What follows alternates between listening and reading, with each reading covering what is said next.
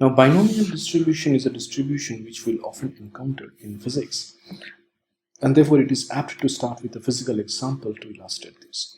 So consider 3 spins, magnetic spins. Let's say they can be in plus minus 1 state, right? So plus 1 state with probability P and minus 1 state with probability Q. So what are the possible configurations? Let's see. All 3 of them can be in the up state. 2 of them can be down state. So I think we will just draw it in the... So 2 of them can be in the up state. 1 of them can be in the down state. And that can happen in 3 configurations, as you can see. Right? Now 2 of them can be in the down state. So which means I can have like this, and I can have this possible way, and then finally 3 of them can be in the down state. The probability for this to happen is P cube, and the probability for this to happen is 3P square Q. For this, 3Q square P, and then this Q, right? So we clearly see that there is a general structure that is emerging from this.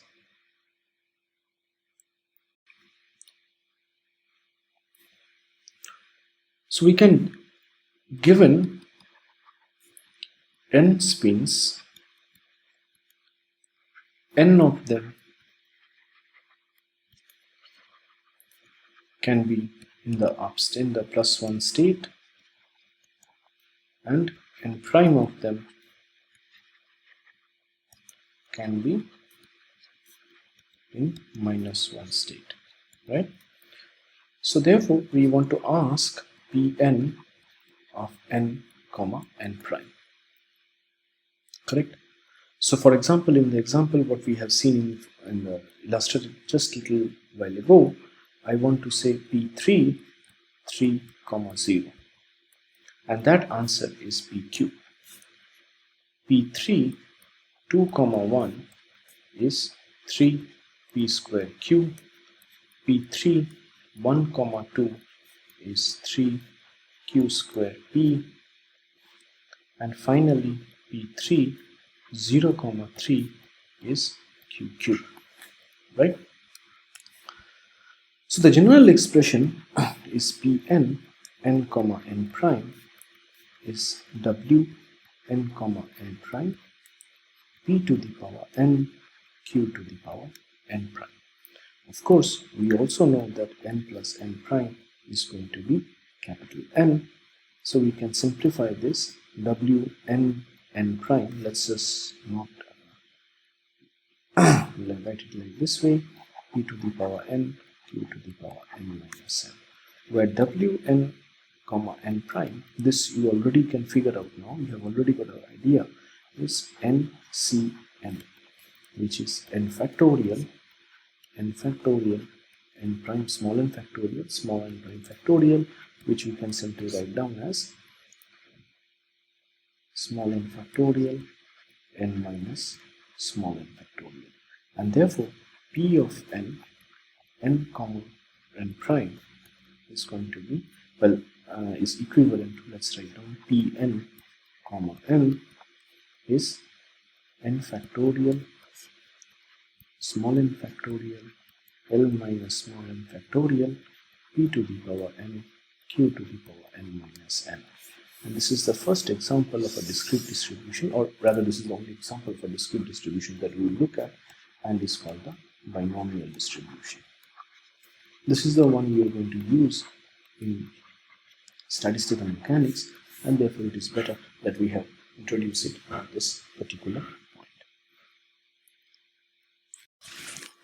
Now, so far whatever we have been doing with the discrete probability distribution. So we now want to look at continuous probability distributions. Continuous probability distributions. All our discussions on probability theory has been based on discrete events, right? So for example, if I toss a coin, I know that I'm bound to get either head or a tail. If I roll a die, I'm going to get discrete numbers like 1, 2, 3, 4, 5, 6. If it's an n-phase die, it will continue all the way up to n depending on the value of n. But now my interest lies in a completely different thing. I want to define a continuous probability distribution, and for that I have to define what is called a random variable.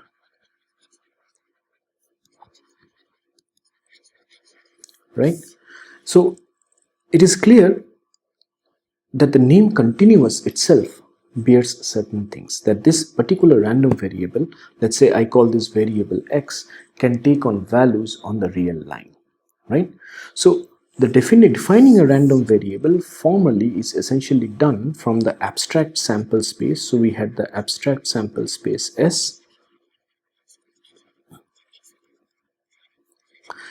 and we define a mapping,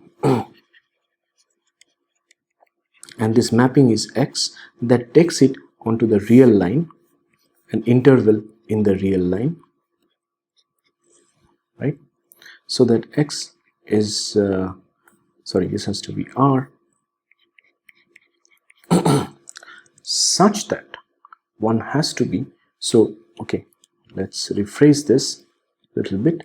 So the mapping is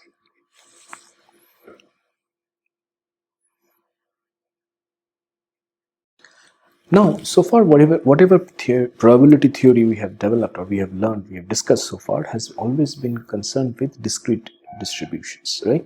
So events are discrete, the outcomes are discrete. So if you toss a coin, you get either a head or a tail. If you roll a die, you get a numbers, discrete numbers 1, 2, 3, 4, and so on and so forth, depending on the number of faces the die has. But now my interest lies in something different. I want to discuss about a continuous probability distribution, and for that one has to talk about a random variable. Clearly the word continuous tells you that this process, this random process or this random variable, the values of this can be will lie on the real line. It can take continuous values. So the definition of a random variable formally happens by define a mapping which is x from the abstract sample space S to an interval in the real line R, right? Provided, one has to be very clear about it, provided the inverse mapping of every interval will correspond to an event in the sample space. So there is an event in the sample space, and corresponding to this event there are outcomes omega. So you define a mapping such that it takes you from the sample space to the real line, but one has to be very clear that the inverse mapping x inverse must correspond of this interval must correspond to an event in the sample space. A simple example is for tossing a coin. I have the sample space as head and tail, but now I can assign numbers to it, which means that I can say that this is +1 and this is -1, and this is remarkably similar to our spin system that we discussed a little while ago, right? So having defined this mapping, one is left out by defining the probability. So starting from the probability measure in the sample space, one defines an induced probability, that is the probability that x belongs to I is equal to probability that omega belongs to S, right? Such that x of omega belongs to I. So essentially what you are saying is that the probability for the random variable x to take the values is in the interval I, which is a subset of R. So I is a subset of R, is defined as the probability of the event in the sample space S. Now for a continuous probability distribution,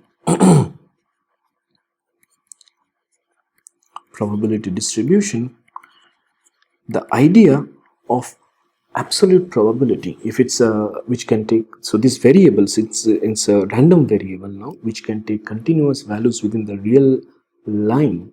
The concept of the probability for a random variable is very, for a particular value of x, is extremely difficult, right? So for example, if you roll a die which has 6 faces, then you can ask what is the probability that you will get a number between 1 and n, if it's an n-faced die, right? That is absolutely a valid question.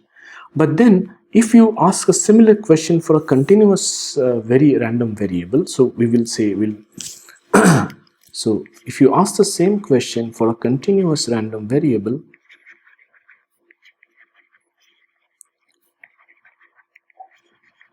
then that question itself doesn't make any sense. So if a random variable is such that it can take values continuously between the interval -1 and +1 in the real line, right? Then you ask, what is the probability that random variable is going to be? The probability of value of x is going to be 0. It will never be 0. It can be 0.00000001. It can be plus -1 and 0.0001. So if this is 0, it can be within a very epsilon neighborhood of this. So it is strictly, the answer to that question is strictly 0. Rather, what we do is, instead of looking at defining a distribution, we define a density, a probability density P of x, such that P of x is positive, integration dx P of x is 1.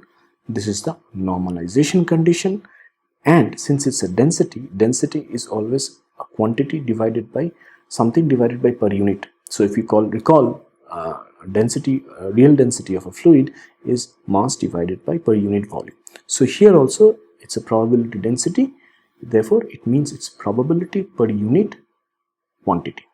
So since this is probability, so probability essentially of let us write down it in a slightly different way. We will say probability of x taking a value between x1 and x2 is equal to px dx integral x1 to x2. Or if you say probability of x small x capital X less than x plus dx, then this probability becomes px dx. This is the probability. In reality, when we looked at discrete distributions and discrete events, we said that the probability must be less than 1, because sum total of all probabilities for all the outcomes is unity. But that is not true for density. So don't be surprised. Density can have values more than 1. But this quantity should not have a value more than 1. And the most famous example of a continuous distribution is a Gaussian distribution.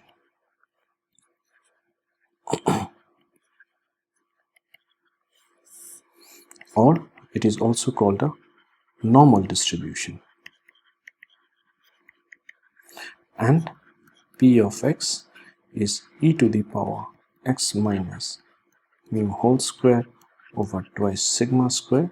The normalization is 2 pi sigma square.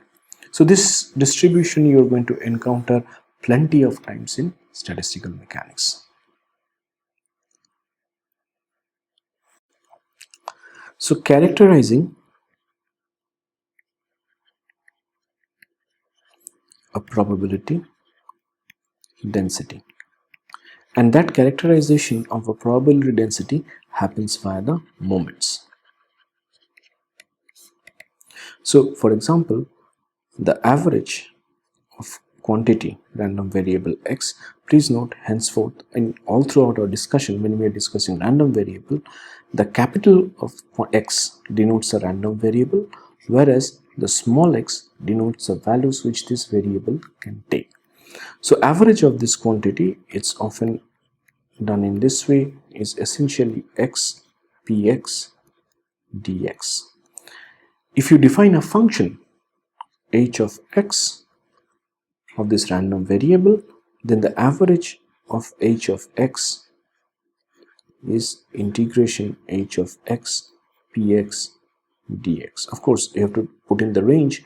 This one is called the mean of the probability density. The variance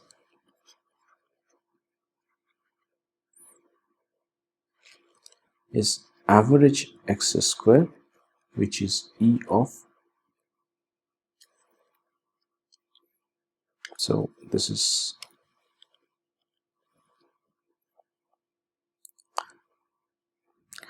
denoted by sigma square, whereas the mean is typically denoted by mu, and that definition is E of x minus the average of x whole square. And if you formally expand this, you're going to get E of x square minus E of x whole square, right?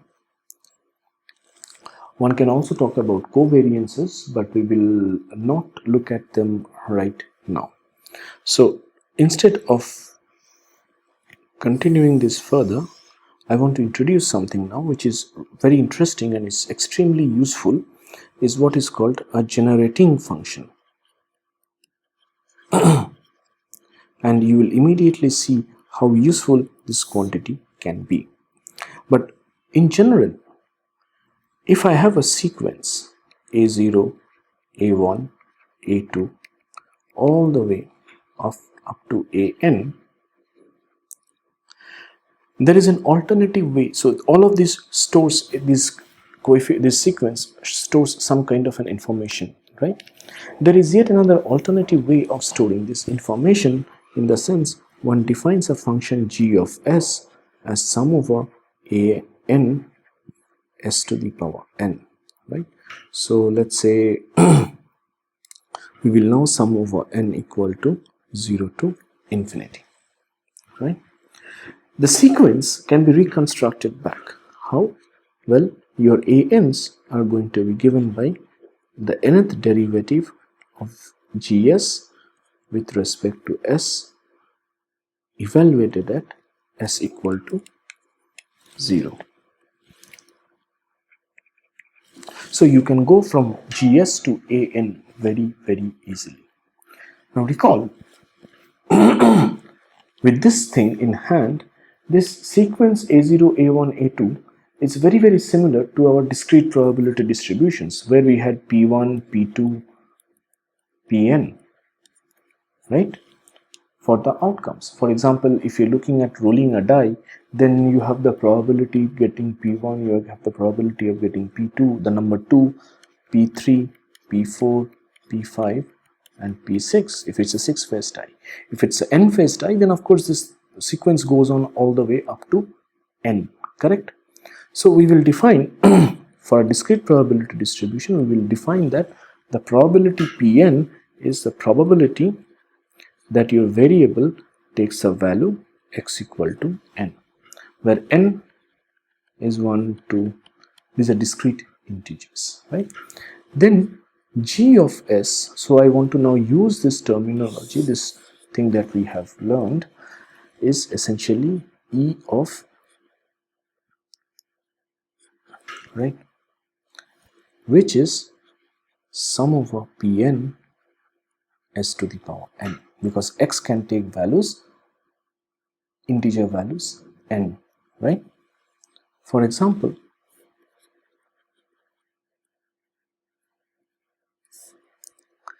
let's take this as mu to the power n factorial e to the power minus mu.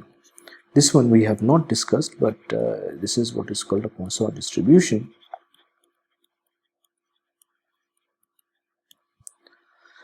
And here I want to calculate the generating function.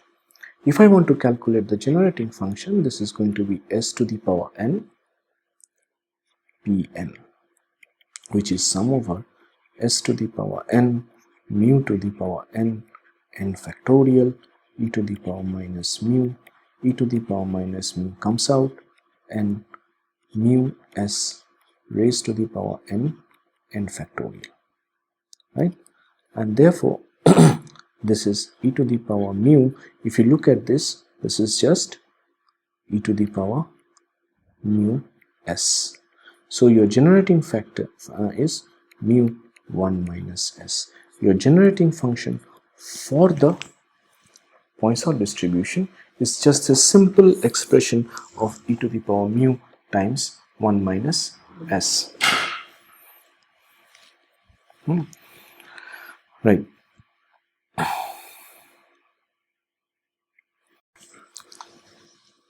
For the other example that we looked at for the discrete case, which is the binomial distribution, right? There we had the probability of n p was n factorial, small n factorial, n minus n factorial, p to the power n,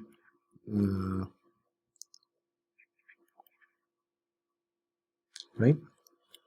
So this has to be 1 minus p. So here what we have done is we have written p plus q is equal to 1 because there are only two possible states, and q is equal to 1 minus p, and we have replaced it over here. If I want to calculate the generating function for such a distribution, we will write down this as Pn.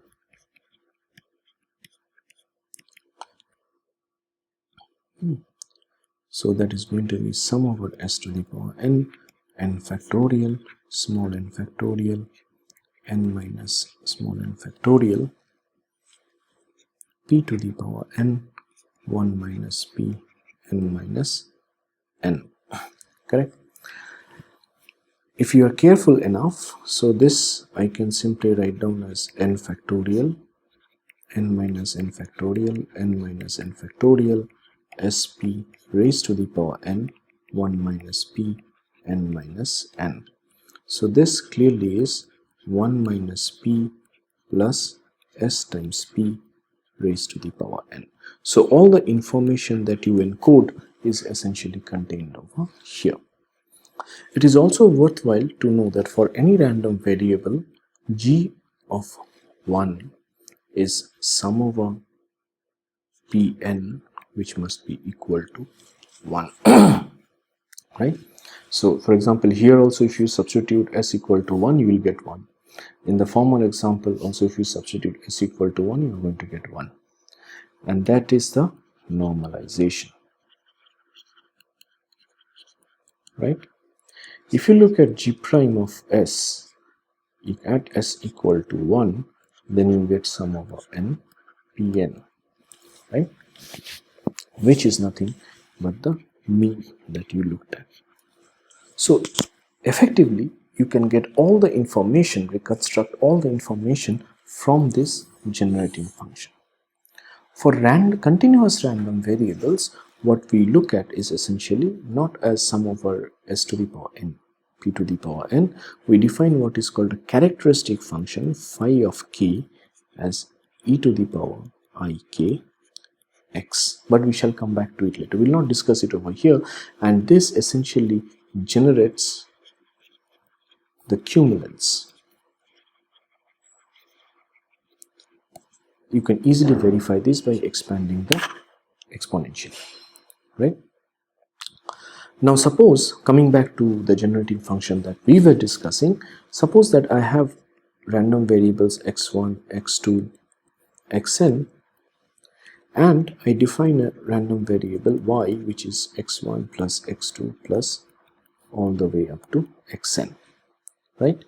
Then g of y s is variance of s to the power y, which is variance of s to the power xi.